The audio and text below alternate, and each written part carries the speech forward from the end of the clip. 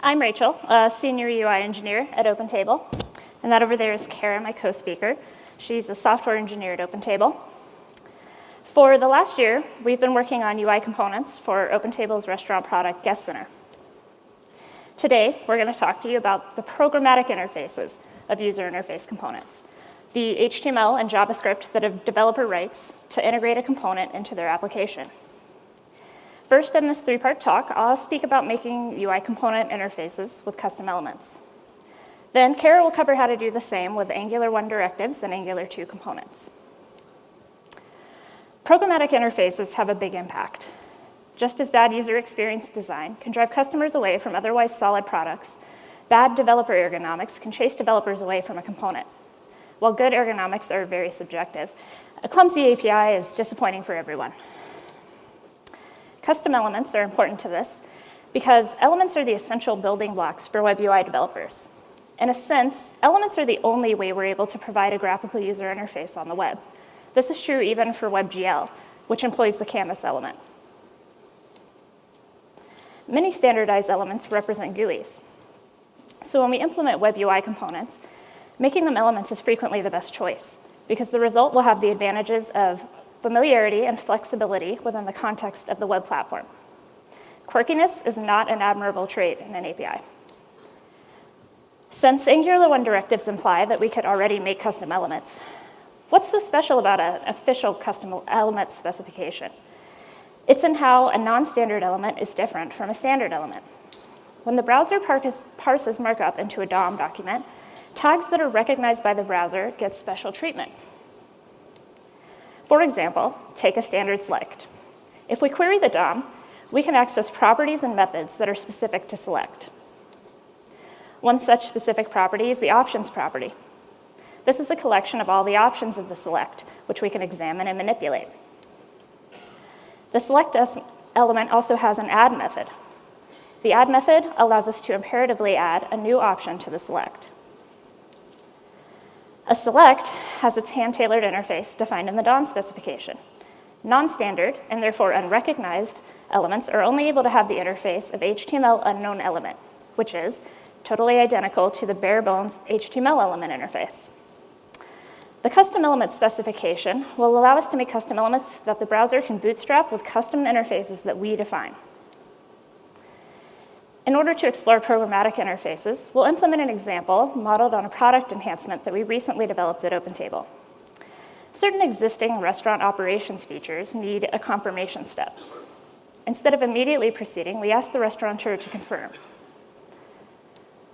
By implementing the confirmation as a component, we enable application developers to add the entire confirmation workflow on top of a feature like this one, with minimum disruption to the feature's existing code. But how successful we are at that depends very much on the programmatic interface that we choose. So how will we choose it? Well, being able to add methods and properties to elements allows us to utilize some classic advice. Take a simple, plain English statement of what we're trying to accomplish, such as open the closed modal. Not surprisingly, the noun is the modal. That becomes our object, and therefore our element. Qualities that the modal may have, like is it currently open, are properties on the object, reflecting adjectives. And the functionality of the element can be expressed as methods on the object for verbs like the open action. Just as user experience design does from the perspective of a user, we can design our API primarily from the perspective of an application developer by focusing on the functionality the UI component must provide rather than how to provide it. First, the application developer needs a way to request confirmation. Confirming is an action, which means confirm should ideally be a method on the modal. And after the application has requested confirmation, the modal dialog must appear. The fact that the modal is the GUI that the customer will see, the part that has visible presence on the page, is another reason the modal itself should be the custom element. The modal can appear because the modal opens. Opens is an action, which means it's another method. Let's examine the open modal. There's content inside, some of which we'll build in. However, this example with 2 buttons shows that the advisory information in the modal may be different for each specific feature. So the application developer needs to be able to customize some of the content in the confirmation modal. Since this will render like typical marked up text, we'll treat the modal like any standard container and allow nested HTML.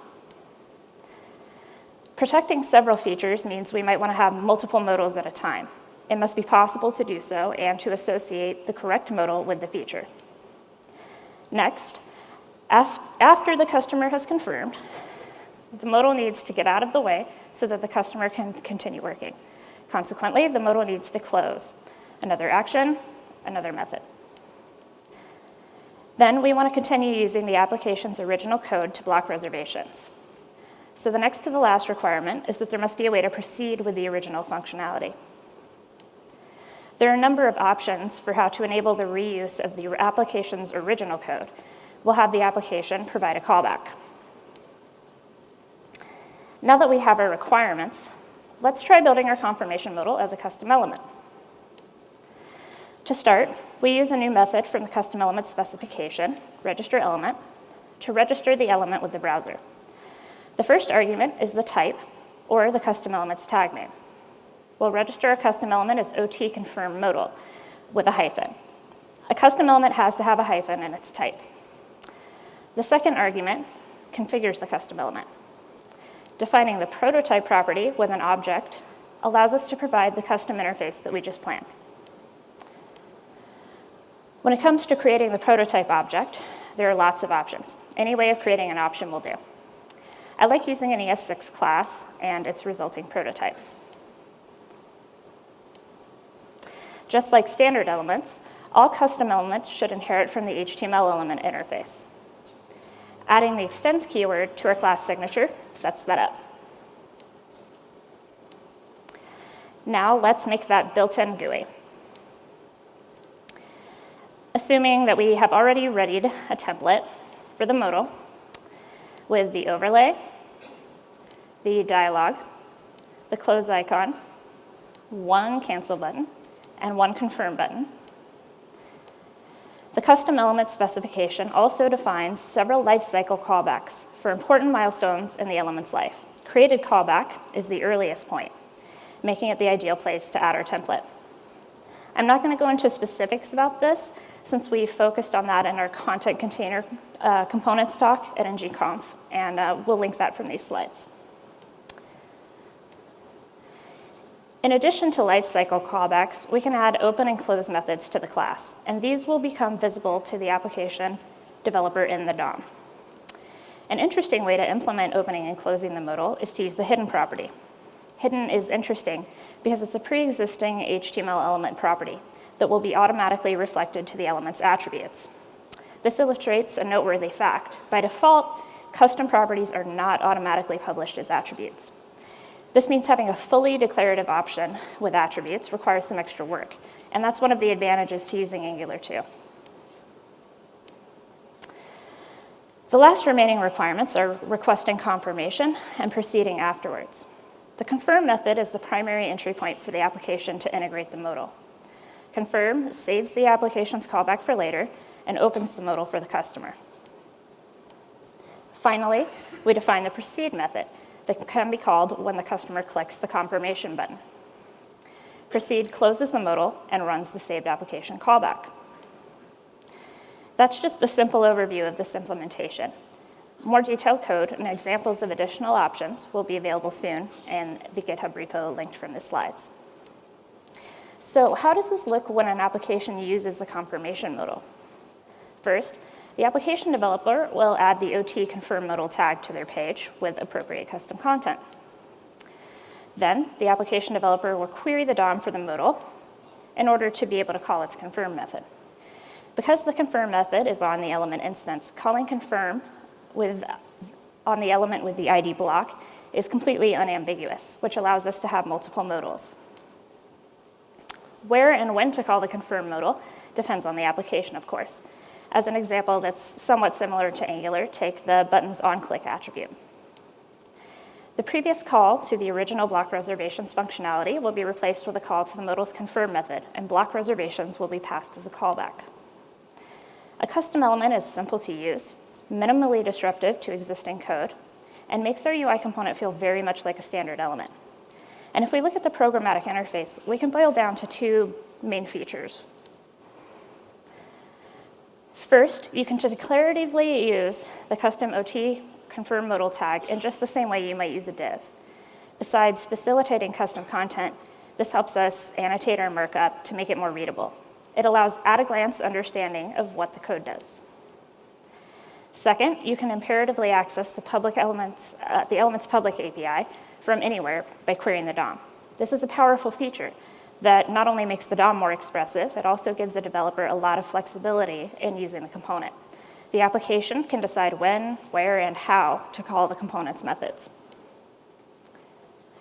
So while in some ways custom elements may not seem to be a major shift, the impact of being able to extend the DOM is subtle but very significant. Still, there are reasons why we utilize a full application framework like Angular and benefits to doing so. Now I'll hand off to Kara, who will show us what we can accomplish with Angular.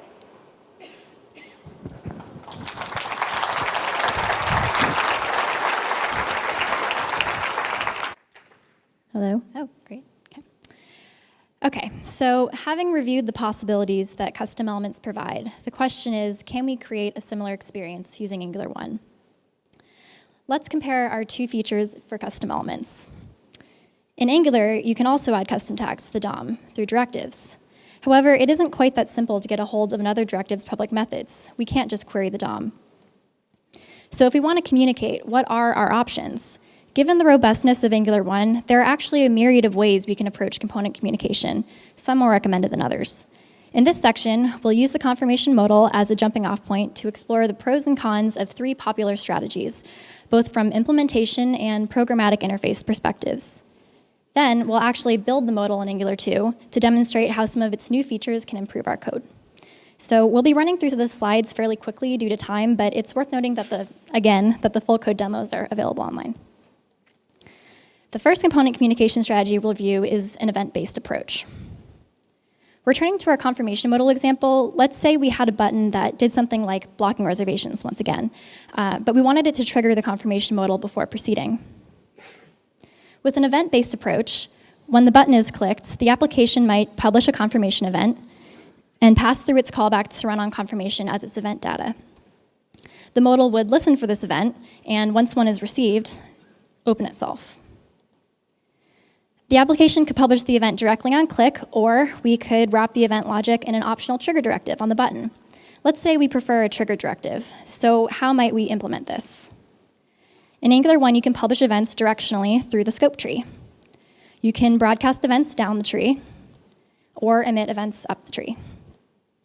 So an important consideration of our implementation is which way to publish. If we look at our sample scope tree, we have a root scope, an app controller scope, and our two directive scopes. It's worth noting that though our directives will probably have isolate scopes and can't inherit prototypely from their parents, they're still part of the scope tree and can participate in the event system. In this case, they happen to both be children of the controller. As sibling scopes, they're pretty much in the worst position because they can't have any direct relationship where one can broadcast down or emit up to the other. Given that, our only choice to connect them is to use our trigger scope to emit up to a shared ancestor, the root scope. The modal can then inject the root scope and listen for the event through the on method.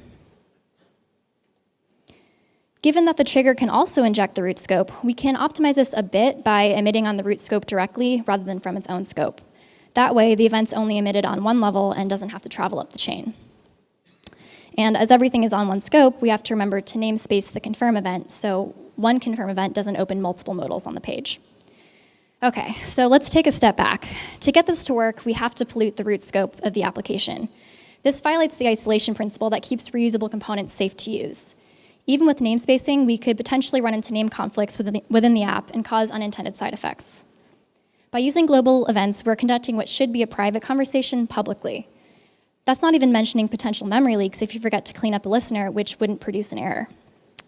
So the implementation clearly has some drawbacks, but let's check out the flip side of the coin, the programmatic interface the events allow us to present. We'll analyze the interface by comparing it to our standard custom elements.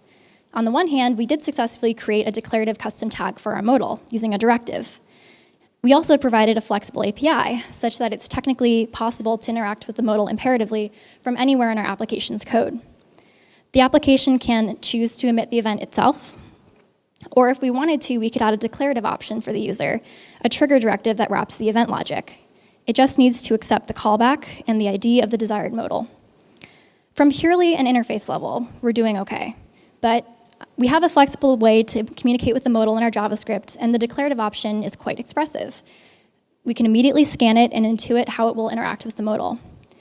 But given that the implementation relies on global events, it's unsuitably risky and isn't a viable solution. We want to find a way to get a hold of the component's public methods directly without relying on global events. Well, there is a way to do that. The standard way to get the public methods of a component is to require its controller from the directive definition of another component.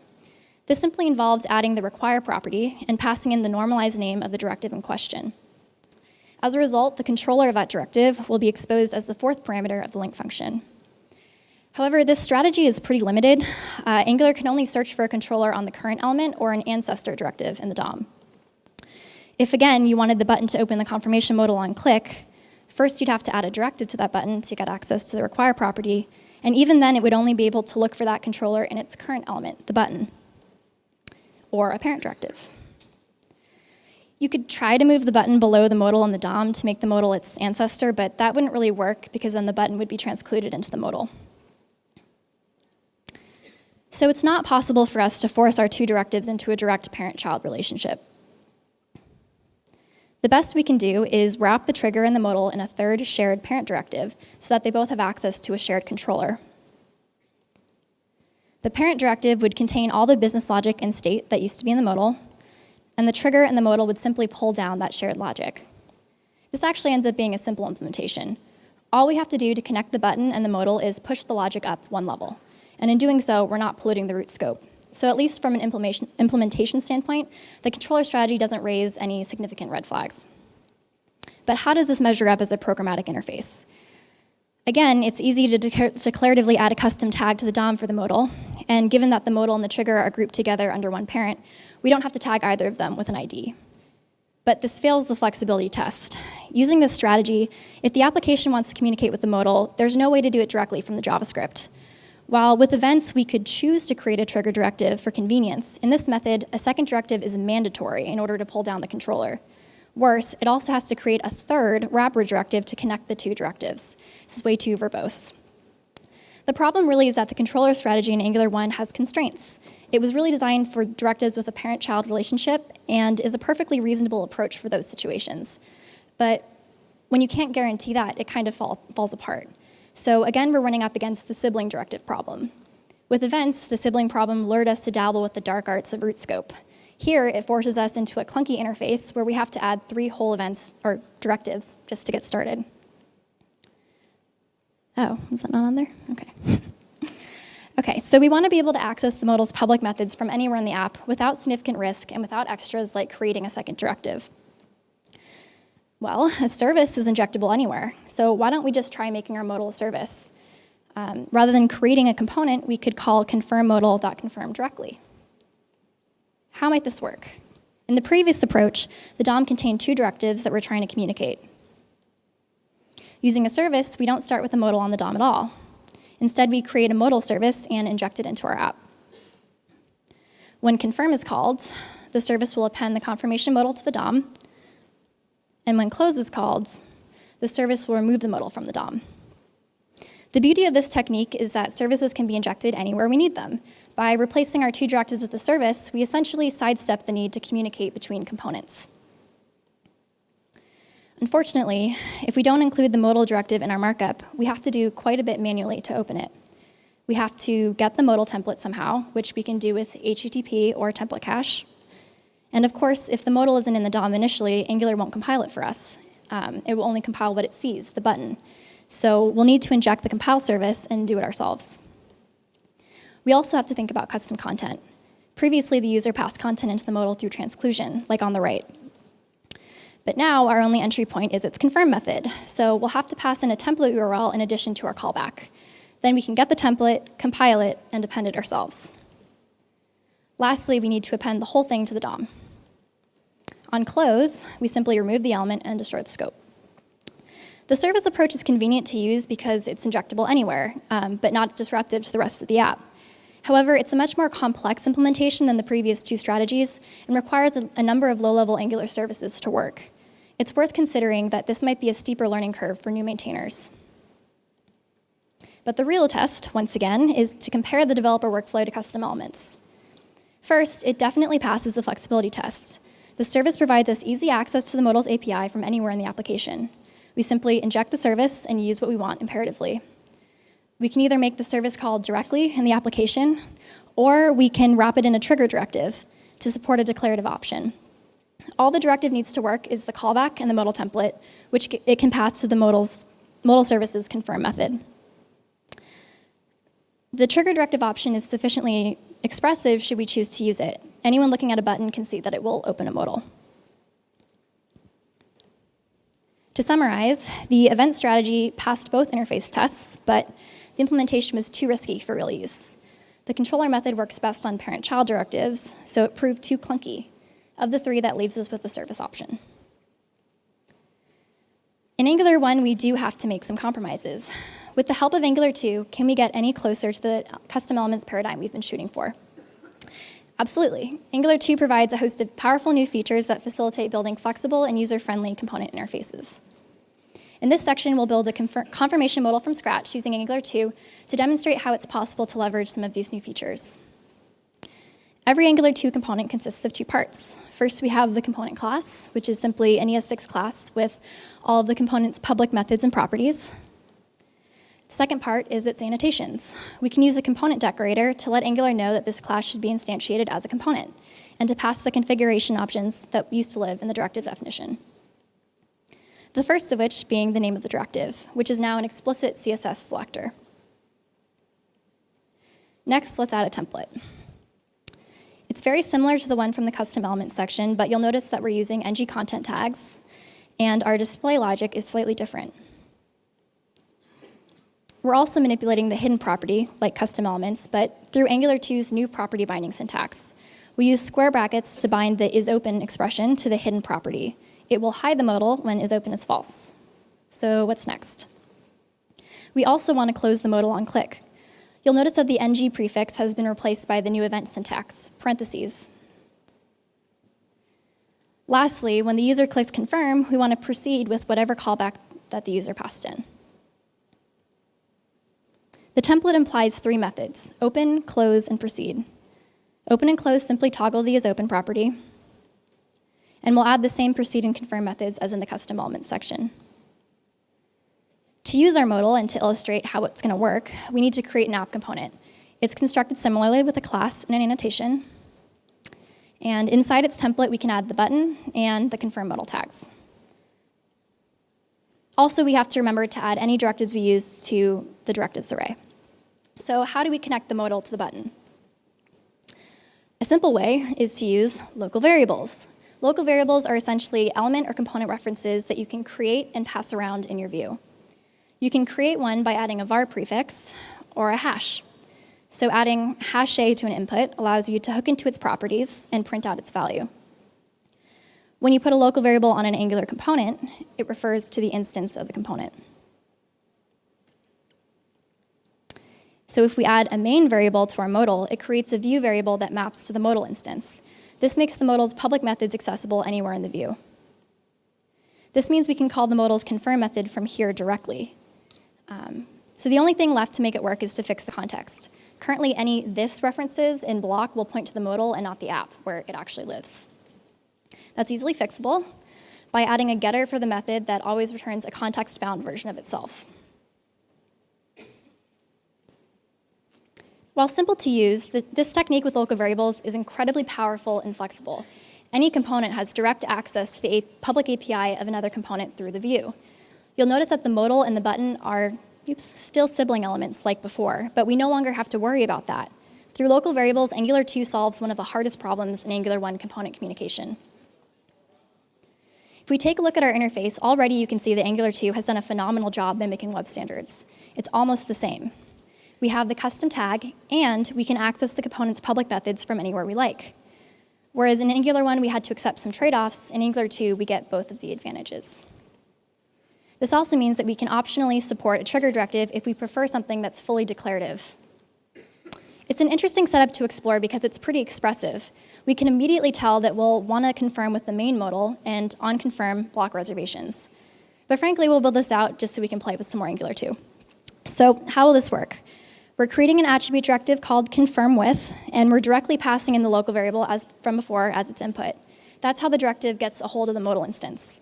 There are other ways to do that through querying, which you'll hear about in other talks, but since the modal isn't in the buttons view or its content, we can't use that. So the second thing we're doing is calling the block method when our directive emits a confirmation event, which implies we need to create an event emitter within the directive. So let's quickly build this since we're running out of time. Again, we have a class, but this time we're using the directive annotation. That just means that it's a component without a view. We pass in our selector. As it's an attribute directive, it's wrapped in square brackets. Second, we want to support passing in the modal as an input, which previously would have gone to the scope objects. Here we create an input annotation that takes the OT confirm with property and associates it with the modal property on the class. On click, we want to request that the modal open. So in Angular 1, we might have injected the element and called it that way on top. In Angular 2, we can simply use the host listener decorator with the method it should call, request confirm. And that method will simply delegate to the confirm method of the modal. Lastly, we want to emit a confirm event from this directive. So we can call block reservations callback. To emit the event, we can add an event emitter class as this.confirm and annotate it as one of our outputs. And we can add a method that emits a confirm event from our trigger directive. Then you can pass it in as a callback to our existing modal flow. So that's it. So from what we've covered, it's clear that there are some cool things coming up in Angular 2, but there's ways that we can make it work in Angular 1. Thanks.